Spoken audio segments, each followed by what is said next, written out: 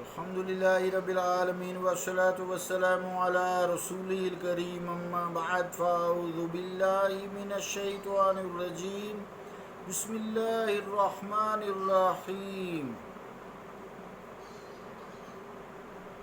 روایت ہے حضرت ابو صائب سے، فرماتے ہیں ہم ابو سعید خدری رضی اللہ تعالیٰ عنہ کے پاس گئے، اس دوران کہ ہم بیٹھے ہوئے تھے کہ اچانک ہم نے ان کے تخت کے نیچے حرکت سنی تو ہم نے دیکھا وہاں سانپ تھا۔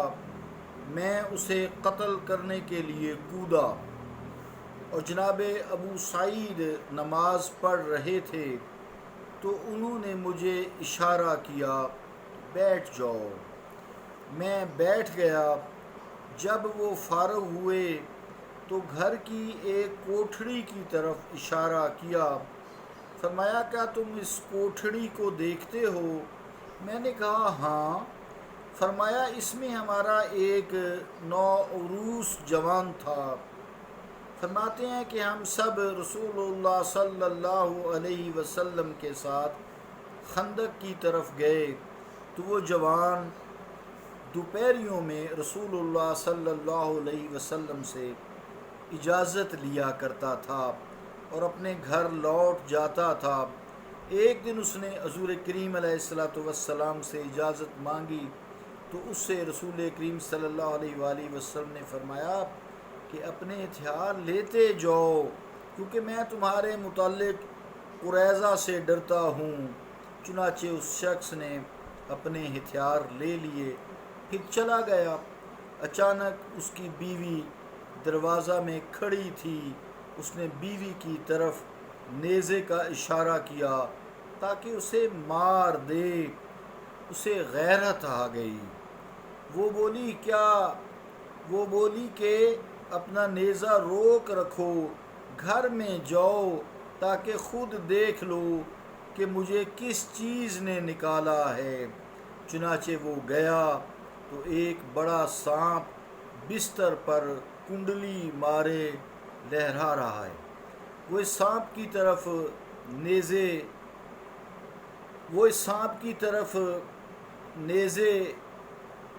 کو لے کر جھکا، اسے نیزہ میں پرو دیا، پھر نکلا، پھر گھر میں چبھو دیا تو سانپ نے تڑپ کر اس پر حملہ کیا۔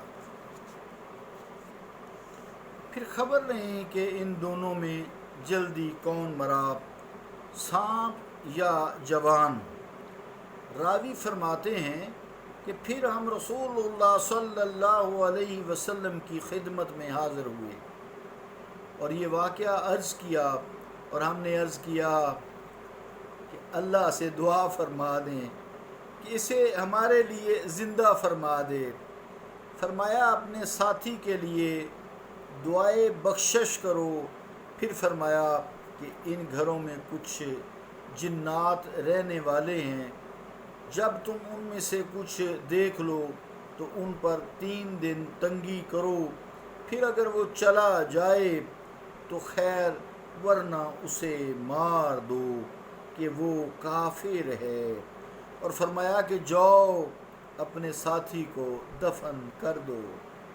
اور ایک روایت میں ہے کہ مدینہ میں کچھ جن ہیں جو مسلمان ہو چکے ہیں، تو جب ان میں سے کچھ دیکھو اسے 3 دن تک خبردار کرو، اگر وہ پھر اس کے بعد ظاہر ہو تو اسے مار دو کہ وہ شیطان ہے۔ مسلم۔ اللہ اور اس کے رسول کا قول سچا ہے۔ عزیزان گرامی، السلام علیکم ورحمۃ اللہ وبرکاتہ۔ آپ نے ایک طویل حدیث کا ترجمہ سماعت فرمایا۔ وقت کی کمی کی وجہ سے عربی آج نہ پڑھی، تو اس کی ویسے تو حدیث اپنے معنی پہ واضح ہے کہ جنگ خندق کھودی جا رہی ہے۔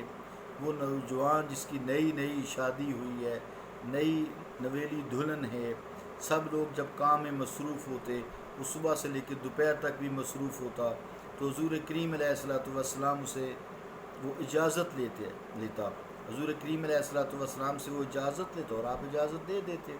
ایک دن دوپہری کو اس نے اجازت لی کہ نئی نئی شادی ہے تو گھر میں بیوی کو دیکھ آئے گا، تو اجازت لی تو کہنے لگے یہ تم ہتھیار ساتھ لے جاؤ، کیونکہ بنو قریظہ جو یہودی ان کا قبیلہ ہے، ان سے خدشہ ہے کہیں تمہیں راستے میں نقصان نہ پہنچا دیں، تو وہ لے کر آئے۔ تو جب دیکھتے ہیں کیا کہ ان کی دروازے کی چوکھٹ پر دونوں ہاتھ ایسے کر کے بیوی ان کی سینٹر میں کھڑی ہے جیسے کسی کا انتظار ہے، تو غیرت آ گئی، نیزے سے اسے قتل کرنے لگے۔ تو بیوی نے اشارہ سے کہا ٹھہر جو، اندر جا کر دیکھو کہ میں جس وجہ سے باہر آئی ہوں، ڈر کے باہر آئی ہوں، اندر سانپ تھا بتایا نہیں، جا کر خود دیکھو۔ تو آنکھ سے دیکھ کر عین الیقین ہوتا ہے نا، حق الیقین پھر عین الیقین میں بدل جاتا ہے۔ تو جب جا کے دیکھا تو اس بستر پر جس پر وہ دلہن بیٹھا کرتی تھی، تو اس پہ سانپ کنڈلی مارے ایسے ہوا میں لہرا رہا ہے۔ تو نیزہ جو ہاتھ میں تھا تو مارا، تو سانپ کے سرے پہ لگ جائے تو سانپ مر جاتا ہے، ورنہ اس کے ٹکڑے ٹکڑے کر دیں تو نہیں مرتا۔ تو مارا اس کی باڈی میں، سانپ ہلاک تو ہو گیا، بظاہر ہلاک ہو گیا، تو نیزے سے اس نے جمپ کیا، نیزہ انہوں نے گاڑ دیا، بھی اب یہاں پرویا گیا ہے، اب اس کو ہلے گا نہیں، تو سانپ نے اچھل کے نیزے سے نکل گیا اور اچھل کر ان کو کاٹ لیا۔ تو سانپ کی ویسے بھی جو ہے عادت ہوتی ہے کہ جہاں سے اس پہ حملہ ہوتا ہے وہاں آ کے یہ آ کے جمپ مارتا ہے، آنن فانن ڈنگ مارنے کے لیے۔ تو جو سانپ مارنے کے ماہر ہوتے ہیں وہ یہ کرتے ہیں، سانپ پر حملہ کر کے اپنی جگہ چھوڑ دیتے ہیں، تو وہ ادھر جمپ کر جاتا ہے، پھر حملہ کرتے ہیں، پھر اپنی جگہ چھوڑ دیتے ہیں۔ تو بہرحال وہ اس یقین میں تھے کہ سانپ تو مر چکا ہے، تو بہرحال سانپ نے ڈس لیا۔ راوی کہتے ہیں پھر نہ جانے پہلے سانپ فوت ہوا، کیونکہ وہ بھی اچھا زخمی ہو چکا تھا، ہو سکتا ہے سر میں لگی ہو لیکن پوری طرح گھائل نہ ہوا ہو، تو یہ نہیں پتہ لگا کہ وہ نوجوان فوت ہو گئے۔ تو بہرحال حضور کریم علیہ الصلوۃ والسلام کے پاس لوگ آئے، کہا اس نوجوان نیا نیا دلہا ہے، اس کے لیے یا رسول اللہ ہاتھ اٹھا دیجئے، لوجد اللہ تواب الرحیم، اللہ تعالیٰ جو ہے اس رحیم ہے، توبہ قبول کرنے والا ہے، اس کو اللہ تعالیٰ زندگی دے۔ پتہ تھا نا، ورنہ صحابی سوال ہی نہ کرتے۔ حضور کریم علیہ الصلوۃ والسلام کی جو دعا ہے وہ خالی نہیں جاتی، تیری دعا نہ اثر سے کبھی ملول ہوئی، ادھر زبان سے نکلی ادھر قبول ہوئی۔ تو رحمت کے ہاتھ جب اٹھیں گے اسے نئی زندگی مل جائے گی۔ حضرت عیسیٰ علیہ الصلوۃ والسلام مردوں کو اللہ کے حکم سے زندہ کر سکتے ہیں، تو مصطفیٰ کریم صلی اللہ علیہ وآلہ وسلم امام الانبیاء بھی کر سکتے ہیں۔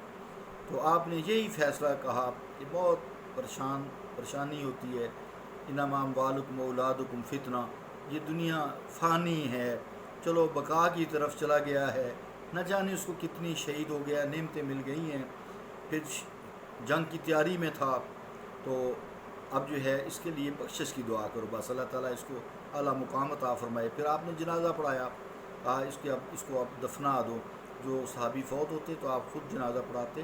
اس سے بہت ساری باتیں معلوم ہمیں ہوئیں کہ ایک تو حضور کریم علیہ الصلوۃ والسلام کو اللہ تعالیٰ نے بہت سارے اختیارات دیے ہیں، وقت تھوڑا ہوتا ہے۔ اب سانپ کا جہاں مسئلہ تھا تو حضور کریم اس نتیجے پہ پہنچے، اس زمانے میں جو جن تھے، جن چونکہ آگ کی تخلیق ہے، جیسے آگ مختلف شکلیں دھار لیتی ہے، اسی طرح جن جو ہے یہ مختلف شکلوں میں ظاہر ہو جاتا ہے، ظاہر ہوتا ہے سانپ کی شکل یا کوئی بھی شکل جو چاہے بنا سکتا ہے۔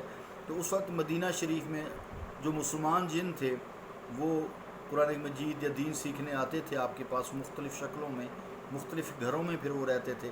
کافر جن بھی کان لگا کے فتنہ فساد کے لیے آتے تھے، کیونکہ سارے آپ جتنے بھی جن تھے جو کلمہ پڑھ لیتے آپ کی امت میں سے شامل ہوتے، جنوں میں جو ہے انبیاء نہیں ہوتے، تو وہ آپ صلی اللہ علیہ وسلم کا فرمان ہے کچھ سانپوں نے روپ دھارا ہوتا ہے، تو یہ مدینہ منورہ کے لیے خاص ہے۔ تو کچھ روایات میں، جو آخری روایت میں نے پڑھی ہے آتا ہے، تو کچھ جن ہوتے ہیں سانپ کا روپ دھاری ہوتے ہیں، ان کو 3 دن کی مہلت دو، خبردار کرو، اگر 3 دن تک یہ نہ گھر سے نکلیں، ان کو مارو نہیں، ہو سکتا جن ہو پھر وہ نقصان کرے گا، تو یا شیطان ہو، تو اگر وہ نہیں مانتا بات، اس کا مطلب وہ کافر جن ہے یا پھر شیطان ہے، پھر اس کو حملہ کرو، اس کو اس دنیا سے مٹا دو، ختم کر دو۔ تو اس طرح حدیث جو ہے میں نے مختصر سے آسان تھی پوری کی کہ سانپ زہریلا ہے، اس کو مارنے کا حکم ہے، تو مدینہ شریف کے لیے خاص بات تھی۔ اس وقت حضور کریم علیہ الصلوۃ والسلام کی زیارت کے لیے جن بھی مختلف شکلوں میں آتے تھے۔ صلی اللہ تعالیٰ علی رسول خیر خلقہ محمد وعلی آلہ واصحابہ اجمعین برحمتک یا ارحم الراحمین۔